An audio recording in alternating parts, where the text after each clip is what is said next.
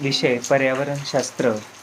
तर विद्यार्थी मित्रांनो, आपण पाठीमागील 2 ते 3 तासाला नैसर्गिक साधन संपत्ती म्हणजे काय, पुनर्वापर करता येणारी, पुनर्वापर करता न येणारी नैसर्गिक साधन संपत्ती आपण बघितलेली आहे. त्याच्या व्याख्या, त्याच पद्धतीनं उदाहरणं आपण बघितलेली आहे.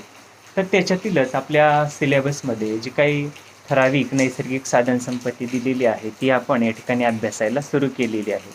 तर ज्याच्यामध्ये आपण पाठीमागील तासाला जंगल ही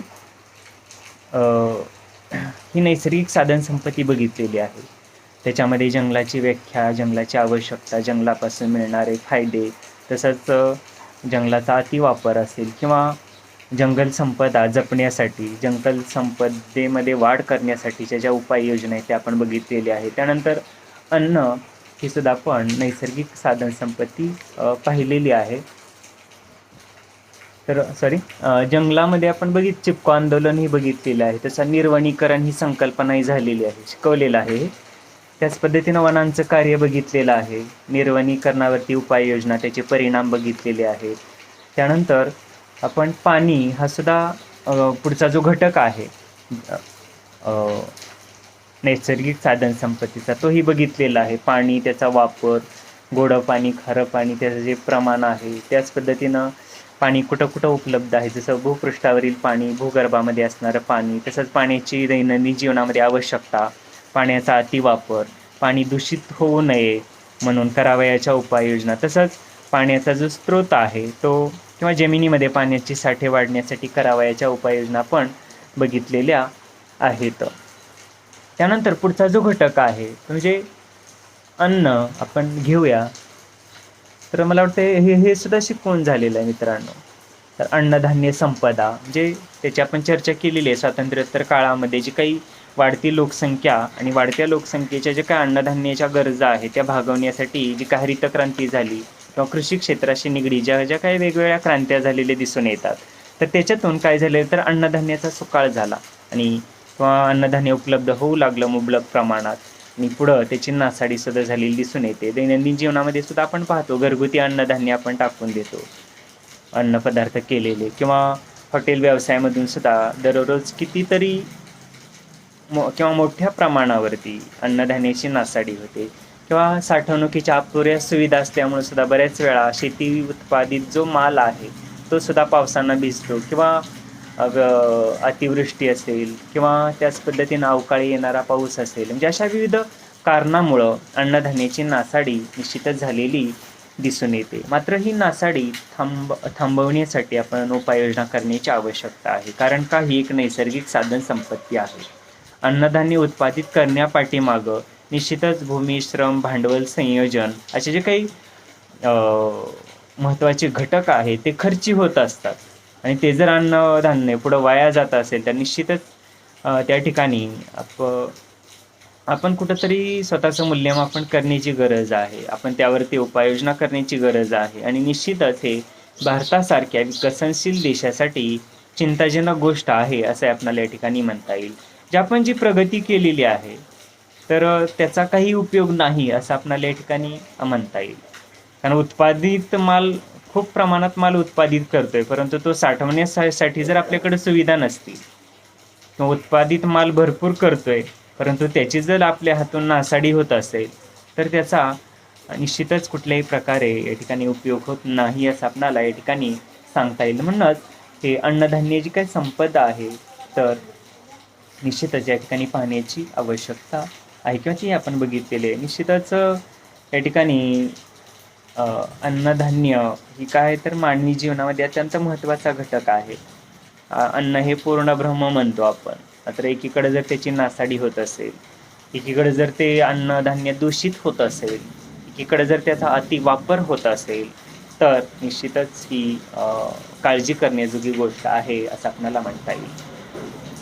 बरं, आपल्याला अन्नधान्याची नासाडी होत असेल तर निश्चितच परकीय चलन मिळवण्यापासून आपण काय होतो त्या ठिकाणी मुक्तो असं म्हणता येईल. अन्नधान्य नासाडी होते, त्याच्यामुळं परदेशामध्ये अन्नधान्य निर्यात करण्यामध्ये काही अडचणी येतात, अडथळे येतात. त्या गरजा आपण पूर्ण करू शकत नाही, परकीय चलन मिळत नाही, जे भारतीय अर्थव्यवस्थेवरती निश्चितच त्याचे दुष्परिणाम झालेले दिसून येतात. आशिया, आफ्रिका, लॅटिन अमेरिका इत्यादी जे काही खंड आहेत त्यामध्ये जवळजवळ व्यक्तींची संख्या किंवा लोकसंख्या मोठ्या प्रमाणावर आहे. अशा वाढत्या लोकसंख्येच्या गरजा ह्या अन्नधान्यातूनच निश्चितच भागल्या जातात. आपल्याकडं आपण पाहतो की शेतीची तुकडीकरण आहे म्हणूया किंवा शेतीची विभागणी मोठ्या प्रमाणावर झालेली दिसून येते. जे काय आपल्याकडील कुटुंब व्यवस्था असेल तर त्याच्यातून प्रति व्यक्ती कमी प्रमाणात क्षेत्र वाट्याला येतं. त्याच्यामध्ये यांत्रिकीकरणाचा अवलंब आपल्याला करता येत नाही आणि निश्चितच उत्पादकता कमी होते. जशी कारणं आपल्याला अन्नधान्याच्या उत्पादनाबाबतही सांगता येतील. जे एकीकडे आपण कृषी क्रांती केलेली आहे आणि दुसऱ्या बाजूला निश्चितच या दैनंदिन शेती करण्यामध्ये आपल्याला अडचणी सुद्धा येताना दिसून येतात आणि अशा अडचणीवर मात करून आपण जे काय अन्नधान्य पिकवतो तर निश्चितच त्याची नासाडी सुद्धा झालेली दिसून येते. म्हणजे हे सर्व या ठिकाणी कुठंतरी थांबण्याची आवश्यकता आहे. म्हणूनच आपण या ठिकाणी एक नैसर्गिक साधन संपत्ती या दृष्टिकोनातून अन्नधान्याचा अभ्यास करणं, त्याची नासाडी थांबवणं, निश्चितच त्या प्रत्येक अन्नाचा उपयोग मानवी जीवनासाठी, सजीवासाठी कशा पद्धतीने करता येईल किंवा जरी काही कारणास्तव अन्नधान्याची जरी नासाडी होत असली तरी त्यावरती प्रक्रिया कशी करता येईल तर हे सुद्धा आपण या ठिकाणी पाहण्याची आवश्यकता आहे. कारण आज ती काळाची गरज ठरलेली आहे असं आपल्याला या ठिकाणी म्हणता येईल. तर आपल्याकडे अन्नधान्याचं सुद्धा बऱ्याच वेळा आपण पाहतो, एका बाजूला म्हणतो आपण उत्पादन जास्त झालेले आहेत, परंतु प्रत्येक वर्षी उत्पादन जास्त निघेल असंही नाही. तर हे उत्पादन कमी मिळण्याची सुद्धा वेगवेगळी कारणं आपल्याला सांगता येतील. निश्चितच या ठिकाणी म्हणता येईल रासायनिक पद्धतीचा अतिवापर आहे, त्याच्यामुळे सुद्धा अन्नधान्य कमी प्रमाणात निघालेले दिसून येतं. कारण जेवढा आपण रासायनिक खताचा वापर करू तेवढ्यापुरतंच उत्पादन मिळतं, परंतु जमिनी ह्या नापीक होतात. पुढे जर आपण तो वापर केलाच नाही रासायनिक खताचा तर ती जमीन उत्पादन देऊ शकत नाही. म्हणजे आपण जमिनीला सुद्धा त्या ठिकाणी रासायनिक खताची, रासायनिक घटकाचीच या ठिकाणी सवय लावलेली आहे. जेव्हा ते रासायनिक खत वापरू, रासायनिक घटक वापरू तेवढंच उत्पादन मिळतं, मात्र पुढच्या पिकाला आपल्याला पुन्हा रासायनिक खताचा वापर करावा लागतो. जे निश्चितच हे सुद्धा काय आहे तर अन्नधान्य कमी उत्पादकतेचं महत्त्वाचं कारण आहे असं म्हणता येईल. त्याच्या जोडीला जर आपण सेंद्रिय खतांचा, सेंद्रिय शेती पद्धतीचा जर वापर करत असतो तर निश्चितच अन्नधान्य उत्पादन वाढल्याशिवाय राहणार नाही. कारण सेंद्रिय खताचा जर वापर केला तर जमिनीची जलधारण क्षमता वाढीसाठी मदत होते, जमिनीची धूप होत नाही, पिकासाठी जमिनीसाठी आवश्यक असणारे जे काही सूक्ष्म जीवजंतू आहेत ते त्या जमिनीमध्ये पूर्ववत किंवा चांगल्या पद्धतीनं राहतात, जमिनीची जलधारण क्षमता वाढते, धूप होत नाही.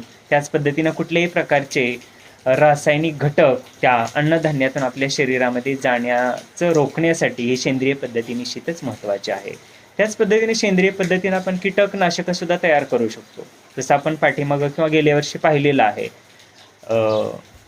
निंबोळी अर्क असेल, दशपर्णी अर्क असेल, मिरचीचा अर्क असेल, तंबाखूचा अर्क असेल, जसे जे काय अर्क आहेत ते सुद्धा आपण घरगुती पद्धतीनं तयार करून ते जर आपण कीटकनाशक स्वरूपात किंवा कीटकनाशक म्हणून पिकावरती फवारीत असू तर निश्चित त्याचे आपल्याला फायदे झालेले दिसून येतात. एकतर खर्च कमी, कीटकनाशकावरती जो भारंभार आपण खर्च करतो तो कमी होतो आणि दुसऱ्या जोडीला सेंद्रिय पीक पद्धती आपण अवलंबतो आहोत तर याचे आपल्याला समाधान मिळतं, उत्पादन चांगल्या पद्धतीनं मिळतं आणि त्या उत्पादनाला आपल्याला निश्चितच जास्तीत जास्त बाजारभाव सुद्धा मिळून जातो. कारण हल्ली एक हा समाजाचा ट्रेंड बनत आहे की सेंद्रिय पद्धतीकडे लोक वळत आहेत आणि त्याचे मानवी आरोग्यासाठी सुद्धा निश्चितच चांगले किंवा पॉझिटिव्ह परिणाम आपल्याला झालेले दिसून येतात.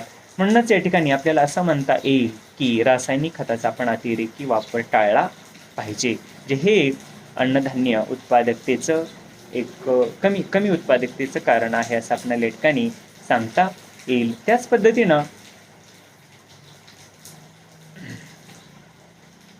अतिरिक्त पाणी असेल, आता आपल्याकडे अशी टेंडन्सी आहे, पाणी आहे म्हणलं किती पाणी आपण देतो. आता आपण कृषीशास्त्रानुसार जर शिकलो तर जमिनीचा पोत आहे, जमिनीची प्रत आहे किंवा आपली पीक पद्धती आहे, जमिनीतील अन्नद्रव्य असतील, हवामान, सीझन, म्हणजे असे अनेक घटक विचारात घेऊन आपण पाण्याचा वापर पिकासाठी करण्याची आवश्यकता आहे किंवा ते पीक कुठलं आहे, खरीप आहे, रब्बी आहे, उन्हाळी आहे का कोरडवाहू आहे. मात्र आपल्याकडं आणखीनही एवढ्या प्रमाणात समाजामध्ये किंवा शेतकऱ्यामध्ये जागृती झालेली दिसून येत नाही की पाण्याचा वापर कशा पद्धतीनं केला पाहिजे. एकीकडं शासन अशा आधुनिक पाणी पुरवठा संचासाठी सुविधेसाठी कर्ज पुरवठा करतं. 50, 75, 90% सबसिडी दिली जाते. परंतु दुसऱ्या बाजूला या ठिकाणी पाण्याचा अतिरेकी वापरही आपल्याकडून केला जातो. त्यामुळं काय होतं, अन्नधान्य या ठिकाणी निश्चित नासाडी होते. अन्नधान्य कमी प्रमाणात मिळालेलं सुद्धा दिसून येतं. तसं जमिनीचं तुकडीकरण आहे ते आपण बघितलेलं आहे. जी अशी वेगवेगळी कारणं अन्नधान्याच्या उत्पादनामध्ये कमी उत्पादकतेमध्ये कारणीभूत ठरतात असं आपल्याला या ठिकाणी म्हणता येईल. तसं जमिनीतून पाण्याचा निचरा न होणं, त्याच पद्धतीनं पारंपरिक पीक पद्धती अवलंबणं, जे इत्यादी वेगवेगळी कारणं अन्नधान्याच्या कमी उत्पादकतेसाठी कारणीभूत आहेत असं आपल्याला या ठिकाणी म्हणता येईल. त्याच पद्धतीनं पुढचंही कारण दिलेलं अतिचराई. जे काय होतं, जमिनीमध्ये आपण काय करतो तर जनावरांच्या द्वारे चराई केली जाते. त्यामुळं जमिनीची उत्पादकता कमी होते. बरेच वेळा चराईसाठी जंगलं परिसर ती भूमी आरक्षित केली जाते. त्यामुळे सुद्धा जमिनीमधून त्या अन्नधान्याचं उत्पादन घेता येत नाही किंवा मोकाट जनावरं फिरण्यासाठी गायरान असतं त्या ठिकाणी, त्या अतिचराई होते. त्यामुळे सुद्धा त्या जमिनीतून काय होतं तर अन्नधान्याचं उत्पादन कमी मिळालेलं दिसून येतं. निश्चितच ह्या अतिचराईमुळे जमिनीची धूप होते. त्या जनावरांच्या पायदळी तुडवल्यामुळं आणि पाऊस पडल्यानंतर ही उपजाऊ जमिनीचा वरचा जो थर आहे तो काय होतो, वाहून जातो, त्याची धूप होते आणि निश्चितच अशा जमिनीची उत्पादकता कमी होते, उत्पादन कमी मिळतं. म्हणजे ही कारण आपल्याला या ठिकाणी सांगता येईल. त्याच पद्धतीने शेत जमिनीची क्षारता वाढते आहे, हे सुद्धा अन्नधान्याच्या उत्पादकतेचे एक महत्त्वाचं कारण आहे. जमिनीतील क्षाराचं प्रमाण वाढत आहे. आपण पाहतो कोल्हापूर सारख्या किंवा जिथं मोठमोठे तलाव आहेत किंवा मोठमोठे कालवे आहेत त्या ठिकाणी मुबलक पाणी असतं. आणि मुबलक पाणी असल्यामुळे जमिनी वारंवार ओल्या राहतात. त्याच्यामुळे जमिनीतील क्षार हे वर आलेले दिसून येतात आपल्याला. त्याच्यामुळे जमिनी क्षारपट होतात आणि अशा जमिनीतून उत्पादन किंवा अन्नधान्य पिकवणं अवघड होतं आणि अशा जमिनी नापीक होतात किंवा दलदलीच्या जमिनी होतात आणि निश्चितच अन्नधान्य उत्पादन कमी मिळालेलं दिसून येतं. त्याच पद्धतीनं रासायनिक खताचा अतिरेकी वापर आपण वरती चर्चा केलेलीच आहे. हल्ली काय नाही, लगे आपण खत म्हणलं की लगे आपल्या पुढे रासायनिक खत ही संज्ञा काय होते, डोळ्यासमोर उभी राहते. आणि इतकं समाज परिवर्तन झालेलं आहे, लोकांची धारणा बदललेली आहे. जनावरांचं प्रमाण कमी झालेलं आहे, त्यामुळे शेणखत नाही. सेंद्रिय शेतीकडं वळणं थोडंसं अवघड वाटतं आपल्याला, किचकट वाटतं, कारण ती सवयच नाही. म्हणजे रासायनिक खताचा अतिरेकी वापर या ठिकाणी होत आहे. त्यामुळे जमिनीची उष्णता वाढत आहे. जमिनीतील जे काही महत्त्वाचे सूक्ष्म जीवजंतू आहेत तर त्यांच्यासुद्धा वाढीवर, त्यांच्या कार्यावर दुष्परिणाम झालेले दिसून येतात. जेवढं रासायनिक खत टाकू तेवढंच उत्पादन मिळतं. पुढील सीझनला, पुढच्या पिकाला आपल्याला पुन्हा या रासायनिक खताचा वापर करावा लागतो, त्याशिवाय उत्पादन मिळत नाही. म्हणजे अशी ही रासायनिक पीक पद्धती आपण अवलंबल्यामुळं अन्नधान्याचं उत्पादन निश्चितच कमी झालेलं दिसून येतं. त्याच पद्धतीनं पुढचं कारण आहे ते म्हणजे कीटकनाशके व तणनाशके यांचा अन्नधान्य उत्पादनावरील परिणाम. जे मोठ्या प्रमाणावर रासायनिक कीटकनाशकाचा वापर करतो आपण, तसं मोठ्या प्रमाणावर रासायनिक तणनाशक आपण पिकामध्ये, जमिनीमध्ये वापरतो. जे आपण शिकलेलो आहेत, निवडक, अनिवडक किंवा बिननिवडक, वापरण्यापूर्वीची किंवा पेरणीपूर्वीची, पेरणीनंतरची, उडून जाणारी, उडून न जाणारी, म्हणजे अशी काही तणनाशक आहे ती आपण वापरत असतो. कीटकनाशकामध्ये आपण पाहिलेलं आहे की बुरशीनाशक असतील, कीटकनाशक असतील, गोगलगायनाशक असतील, ते असे जे काही रासायनिक घटक आहेत, रासायनिक जी काही कीटकनाशक आहे, तणनाशक आहे, त्याचा वापर हल्ली वाढत आहे आणि निश्चितच त्याचा परिणाम हा अन्नधान्याच्या उत्पादनावरती झालेला दिसून येतो. जे जमिनीतील रासायनिक घटक वाढतात आणि त्याच्यामुळे हे रासायनिक घटक वाढल्यामुळे शेती उत्पादन किंवा अन्नधान्य उत्पादनावरती निश्चितच वाईट किंवा विपरीत परिणाम झालेला दिसून येतो. शेती उत्पादन घटलं जातं. त्याच पद्धतीनं पुढचं कारण आहे पाण्याचा अतिरिक्त वापर. याची चर्चा आपण वरती केलेली आहे. पाणी मुबलक आहे म्हणून आपण कितीही देतो, परंतु त्याच्यामुळं काय होतं, झाडाच्या वाढीवरती परिणाम होतो, झाडाच्या फुलधारणा, फळधारणा आणि एकंदरीत उत्पादनावरती आणि उत्पादनाच्या गुणवत्तेवरती सुद्धा परिणाम झालेला दिसून येतो. हे जर सगळं टाळायचं असेल तर निश्चितच पाण्याचा आपण अतिरेकी वापर टाळणं गरजेचं आहे. म्हणून अन्नधान्याच्या उत्पादकतेचं हे एक महत्त्वाचं कारण आहे. तर ठीक आहे, आपण हे जे घटक आहेत किंवा जल म्हणजे पाणी, अन्नधान्य, जे ह्या नैसर्गिक साधन संपत्तीचा उपयोग चांगल्या पद्धतीनं केला पाहिजे. अन्नधान्याचं उत्पादन कमी होण्याची कारणं आपण बघितलेली आहेत. निश्चितच त्या दृष्टिकोनातून आपणाला उपाययोजनेवरती सुद्धा चर्चा केली. म्हणजे ही जी कारणं आपण पाहिली त्याच्या बाजूला आपल्याला उपाययोजना सुद्धा लक्षात येतात. जे रासायनिक पद्धती आपण सोडून किंवा पूर्णपणे सोडून न देता हळूहळू त्याचं प्रमाण कमी करून आपण सेंद्रिय शेतीकडे वळलं पाहिजे. पाण्याचा योग्य वापर केला पाहिजे. तसंच गुरापासून होणारी जी अतिसार आहे ती आपण थांबवली पाहिजे, झाडे लावली पाहिजे. तसंच जमिनीमध्ये रासायनिक घटक जे कीटकनाशक आहेत, बुरशीनाशक आहेत, तणनाशक आहेत, याचा वापर आपण कमी केला पाहिजे आणि सेंद्रिय घटक आपण जास्तीत जास्त वापरण्याची आवश्यकता आहे असं आपल्याला म्हणता येईल. तसंच जमिनीची क्षारता जी वाढत आहे ती सुद्धा आपण कमी केली पाहिजे. म्हणजे पिकाला जेवढं पाहिजे तेवढं आपण पाणी दिलं पाहिजे. जमिनीच्या क्षारपड होतात तर त्या कमी करण्यासाठी किंवा ते प्रमाण कमी करण्यासाठी आपल्याला पाण्याचा निचरा पद्धतीच्या अवलंबल्या जातात त्या सुद्धा आपण पद्धती वापरल्या पाहिजेत. तर असे वेगवेगळे आपण उपाय करून त्या अन्नधान्याचं उत्पादन आपण निश्चितच वाढवणं आवश्यक आहे, कारण ती काही काळाची गरज आहे. तर असं हा नैसर्गिक साधन संपत्ती आहे. ठीक आहे, अन्न, जंगल झालेलं आहे, पाणी झालेलं आहे, अन्न झालेलं आहे. त्यानंतर पुढचा जो घटक आहे ऊर्जा साधनं किंवा ऊर्जेचं महत्त्व आपण या ठिकाणी पाहणार आहोत. म्हणजे ऊर्जा हा सुद्धा काही एक नैसर्गिक घटक आहे. आपण वेगवेगळ्या कारणासाठी या ऊर्जेचा वापर करत असतो. जसं ज्याला आपण ऊर्जा साधनही म्हणतो. जसं खनिज तेल असेल, त्याच पद्धतीनं सूर्यप्रकाशाची ऊर्जा असेल किंवा पवन म्हणजे वाऱ्यापासून आपण ऊर्जा तयार करतो. पाण्यावरती आपण विद्युत म्हणजे ऊर्जा तयार करतो. म्हणजे असे जे काही ऊर्जेचे घटक आहेत ते मानवी जीवनामध्ये निश्चितच महत्त्वाचे आहेत. कारण ऊर्जा आपण पाहतो, प्रत्येक गोष्टीसाठी ऊर्जा लागते. शेतातील विद्युत पंप चालू करणं असेल किंवा घरगुती वापरासाठी कारखानदारी जी चलते ती सगळी विजेवरती चलते आहे. किंवा हल्ली आपण पाहतो मेट्रो ट्रेन असेल किंवा मोठमोठी शहरं जी आहेत, जास्त कुठलाही घटक नाही की जिथं विजेचा वापर केला जात नाही. आणि कृषी क्षेत्र तसंच कृषी मालावरती प्रक्रिया करणारे जे उद्योगधंदे आहेत त्या ठिकाणी सुद्धा मोठ्या प्रमाणावर विजेचा किंवा ऊर्जेचा वापर केला जातो. मग ते पेट्रोल असेल, डिझेल असेल, सौर ऊर्जा असेल किंवा मग अशी म्हटलं पवन ऊर्जा असेल, पाण्यावरती तयार केलेली ऊर्जा असेल, अशा वेगवेगळ्या स्वरूपात ऊर्जा आपण तयार करत असतो, वापरत असतो. निश्चितच या ऊर्जेचं महत्त्व हे अनन्यसाधारण आहे असं आपणाला म्हणता येईल. कारण जी काय आपण प्रगती केलेली आहे, क्रांती केलेली आहे, तर ती ऊर्जेच्या जोरावरती केलेली आहे असं आपणाला या ठिकाणी निश्चितपणे किंवा छातीठोकपणे या ठिकाणी सांगता येईल. म्हणून ऊर्जा हा मानवी जीवनातील अत्यंत महत्त्वाचा घटक आहे. ऊर्जा हा नैसर्गिक साधन संपत्तीतील निश्चितच महत्त्वाचा घटक आहे असं आपणाला या ठिकाणी म्हणता येईल. म्हटलेलं आहे देशाचा जो आर्थिक विकास आहे, लोकांचं जे जीवनमान आहे ते उंचावण्यासाठी ऊर्जा अत्यंत महत्त्वाची आहे. जे फार पूर्वीपासून ऊर्जा निर्मितीसाठी मानवाकडून प्रयत्न केलेले ते आपल्याला माहितीच आहे.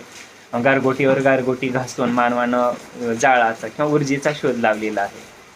आणि पुढं आपणाला माहिती आहे चाक असेल किंवा पुढं अशा म्हणजे ऊर्जेचा जो आपण इतिहास जर आपण अभ्यासला किंवा मानवी उत्क्रांतीच्या जर आपण अवस्था आपण अभ्यासला तर ऊर्जेला मानवी जीवनामध्ये महत्त्वाचं स्थान आहे. जे पूर्वी आपण कच्चा मांस खायचो, परंतु पुढं मानवाच्या लक्षात आलं की जर आपण शिजवून किंवा भाजून जर खाल्लं तर काय होईल, की त्या ठिकाणी पुढं ऊर्जेचा शोध लागलेला दिसून येतो.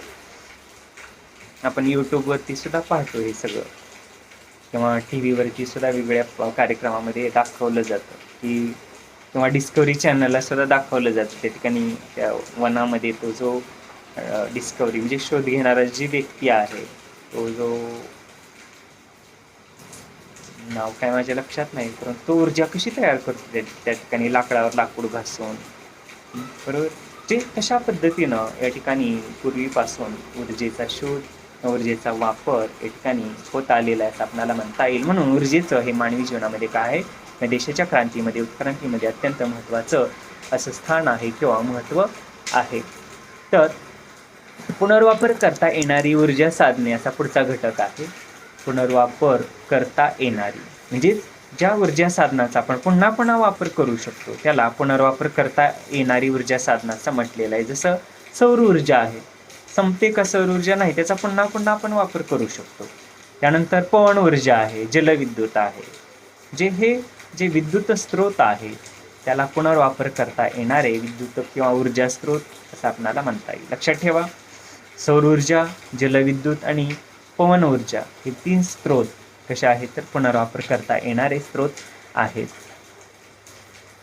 त्याचंच पुढं विश्लेषण दिलेलं आहे बघा. जसं आपण माहिती आहे सौर ऊर्जेवरती घरी आपण वापरतो किंवा मोठमोठ्या कार्यालयामध्ये सुद्धा आपल्याला सौर चूल आहे, तसं सौर बंब किंवा हीटर म्हणतो आपण. त्याच पद्धतीने छोटी मोठी उपकरणं सुद्धा सौर ऊर्जेवरती हल्ली चालू केले. जसं बॅटरीचा सील सुद्धा चार्ज होतो त्या युनिटला बसवल्यानंतर सौर ऊर्जेवरती. हल्ली गाड्या किंवा हल्ली जर आपण पाहिलं तर अनेक असे प्लॅन्ट आहेत की जे सौर ऊर्जेवरती चालवले जातात. हल्ली विद्युत महामंडळाकडे सुद्धा हे संच बसवण्याचं कार्य चालू आहे. कुठला तर सौर ऊर्जेचे प्लॅन्ट त्या ठिकाणी बसवले जातात आणि शासन सुद्धा आपल्याला सबसिडीज देतं. जर आपल्या घरगुती वापरासाठी सुद्धा आपण जर त्या सौर ऊर्जेचा जर प्लॅन्ट बसवला आणि त्याच्या जोडीला जर आपण महापरेशांची जर विद्युत वापरत असू तर आपल्याला आपण जी विद्युत वापरतोय विद्युत मंडळाची तर त्यावरती सुद्धा आपल्याला डिस्काउंट मिळतो आपण जर सौर ऊर्जेचा प्लॅन्ट घरी बसवला असेल तर. अशा वेगवेगळ्या योजना या ठिकाणी हल्ली अवलंबल्या जातात. का तर लोकांकडून सौर ऊर्जेचा या ठिकाणी वापर वाढावा आणि पारंपरिक जी ऊर्जा साधनं आहेत त्याचा वापर या ठिकाणी कमी व्हावा या दृष्टिकोनातून. त्याच पद्धतीनं पवन ऊर्जा म्हटलेलं आहे. आपण पाहतो आपल्या महाराष्ट्राचा जर आपण विचार केला तर बऱ्याच ठिकाणी साताऱ्याकडे पाहूया आपण किंवा औरंगाबादकडे जात असो आपण किंवा आपल्या इथं जर आपण विचार केला तुळजापूरच्या पुढे जर गेलं तर पवन ऊर्जा प्लॅन्ट आपल्याला दिसून येतात.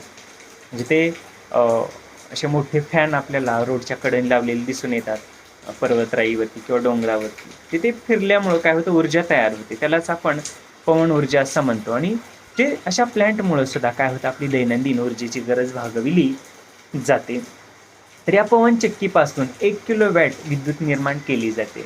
एक लहान स्वरूपाची जरी पवनचक्की म्हटलं तरी 1 किलोवॅट म्हटलेलं आहे, एवढी विद्युत किंवा ऊर्जा निर्माण केली जाते. त्यानंतर जलऊर्जा म्हटलेलं आपल्याला माहिती आहे बऱ्याच ठिकाणी. आपल्या इकडं परळीचा जर प्लॅन्ट आपण पाहिला तर त्या ठिकाणी जलविद्युत केंद्र आहे, जे त्या पाण्यावरती विद्युत किंवा ऊर्जा तयार केली जाते. म्हणजे पाणी हा सुद्धा काय आहे तर ऊर्जेचा पुनर्वापर करता येणारा एक महत्त्वाचा नैसर्गिक स्रोत आहे. हल्ली ही जलविद्युत मोठ्या प्रमाणावर आपल्याकडं वापरली जाते, परंतु त्याचा वापर आपण कमी केला पाहिजे आणि सौर ऊर्जेचा वापर करण्याची आवश्यकता आहे. कारण आपण पाहतो पर्जन्यमान बऱ्याच वेळा काय असतं, कमी असतं, त्यावेळेस आपल्याला ऊर्जेची चणचण भासते. म्हणून आपण अशा पवन ऊर्जेकडं वळणं सुद्धा आवश्यक आहे. त्यानंतर पुनर्वापर करता न येणारी ऊर्जा साधनं म्हटलेलं आहे. वरचे कसे होते, पुनर्वापर करता येणारे 3 आपण पाहिले, पवन ऊर्जा, सौर ऊर्जा आणि जलऊर्जा. त्यानंतर पुनर्वापर करता न येणारे म्हटलेलं आहे, म्हणजेच एकदा ती ऊर्जा आपण वापरली की त्याचा पुन्हा वापर आपल्याला करता येत नाही. जसं पेट्रोल डिझेल असेल, एकदा वापरलं ते संपतं, त्याचा पुनर्वापर आपल्याला करता येत नाही. जर किंवा दगडी कोळसा आहे, हल्ली आपण पाहतो तर ह्या दगडी कोळशाला काळा हिराई असं म्हटलं जातं. कारण पूर्वीपासून आपण पाहतो दगडी कोळशाचा वापर मानवानं मोठ्या प्रमाणावर किंवा उद्योगधंद्यामध्ये व्यवसायामध्ये ऊर्जा निर्मितीसाठी मोठ्या प्रमाणावर केलेला आहे. पूर्वी आगगाडी सुद्धा ह्या दगडी कोळशावरती चालायची, परंतु पुढं त्याच्यामध्ये बदल झालेला दिसून येतो. म्हणून हा दगडी कोळसा, ज्याला आपण कॉईल असं म्हणतो, तर त्याचा सुद्धा या ऊर्जा निर्मितीसाठी मोठ्या प्रमाणामध्ये वाटा आहे. तसंच खनिज तेल म्हणतो, ज्याच्यामध्ये पेट्रोल आहे, डिझेल आहे, तसंच नैसर्गिक वायू असेल, म्हणजे याच्यापासून सुद्धा आपल्याला ऊर्जा मिळत असते. आणि हे ऊर्जेचे स्रोत कसे आहेत, पुनर्वापर करता न येणारे आहेत. कारण एकदा त्याचा वापर झाला, तो वापर झालेला असतो, म्हणजे त्याचा पुनर्वापर आपल्याला करता येत नाही. तर आपल्या पुस्तकामध्ये ते चित्र सुद्धा दिलेले आहेत बघा, पवनचक्क्या दिलेल्या आहेत, जसं सौर ऊर्जेचा प्लॅन्ट दिलेला आहे, खनिज तेल दाखवलेलं आहे त्या ठिकाणी, जलऊर्जा म्हणजे पाणी दाखवलेलं आहे आणि त्यावरती ऊर्जा तयार केली, तसं दगडी कोळसा दाखवलेला आहे. जसे ऊर्जा निर्मिती करणारे स्रोत किंवा साधनं आपल्याला सांगता येतात. तर मित्रांनो, त्याचा वापर निश्चितच या ठिकाणी आपल्या लक्षात येतो. हे प्रत्येक घटक आपण बघितलेले आहे. तर त्याचा वापरही आपल्याकडून मोठ्या प्रमाणावर होतो. मानवी विकासामध्ये, देशाच्या आर्थिक सामाजिक विकासामध्ये ह्या ऊर्जा साधनाचा महत्त्वाचा वाटा आहे. त्याचा अतिरेकी वापर हे आपण टाळणं आवश्यक आहे. जे पुनर्वापर करता न येणारे ऊर्जा स्रोत आपण त्याचा वापर कमी केला पाहिजे, कारण त्याचे साठे मर्यादित आहेत. एक दिवस हे कधी ना कधी साठे संपणार आहेत. हे लक्षात घेऊन आपण पुनर्वापर करता येणारे ऊर्जा साधनं वापरली पाहिजेत. जसं सौर ऊर्जा, पवन ऊर्जा, जलविद्युत किंवा जलऊर्जा याचा वापर आपण केला पाहिजे. तर निश्चितच हा घटक सुद्धा आपण या ठिकाणी लक्षात घेणं आवश्यक आहे. तर ठीक आहे मित्रांनो, तर असे हे 4 महत्त्वाचे ऊर्जा साधन स्रोत आपण बघितलेले आहे. जंगल, अन्न, पाणी आणि ऊर्जा याचं महत्त्व आपण पाहिलेलं आहे, त्याचा वापर पाहिलेला आहे आणि अतिवापर होऊ नये म्हणून कोणकोणत्या उपाययोजना घ्यायच्या, तर ते आपण याची चर्चा केलेली आहे. तर ह्या ऊर्जाबाबत जर आपण सांगितलं तर त्याचा अतिवापर आपण करण्यासाठी उपाययोजना करणं आवश्यक आहे. जसं आवश्यक असेल तेव्हाच आपण ही ऊर्जा वापरली पाहिजे. विनाकारण घरामध्ये फॅन चालू असणं, टी व्ही चालू असणं, जिथपासून जर आपण सुरुवात केली तर शेतातील विद्युत पंप असेल, आवश्यक असेल त्यावेळी चालू करणं, किंवा पाणी देण्यासाठी आधुनिक सुविधा जर आपण वापरत असू तर ऊर्जा कमी लागते. किंवा शेतामध्ये जर आपण सौर ऊर्जेवर चालणारा शेती पंप जर बसवला असेल, किंवा घरामध्ये जर आपण सौर ऊर्जेवर चालणारा प्लॅन्ट बसवला ऊर्जा निर्मिती करणारा, किंवा सौर चूल आपण वापरत असू, सौर कुकर आपण वापरत असू, किंवा सौर बंब आपण वापरत असू, किंवा मोठमोठ्या ऑफिसेसमध्ये सुद्धा असे सौर प्लॅन्ट हल्ली मोठ्या प्रमाणावर बसवले जात आहेत. वाहनं सुद्धा सौर ऊर्जेवरची चालणारी आपण तयार करत आहोत. तसंच सौर ऊर्जेवर चालणारे पवन ऊर्जेवर चालणारे सुद्धा प्लॅन्ट हल्ली वाढत आहेत.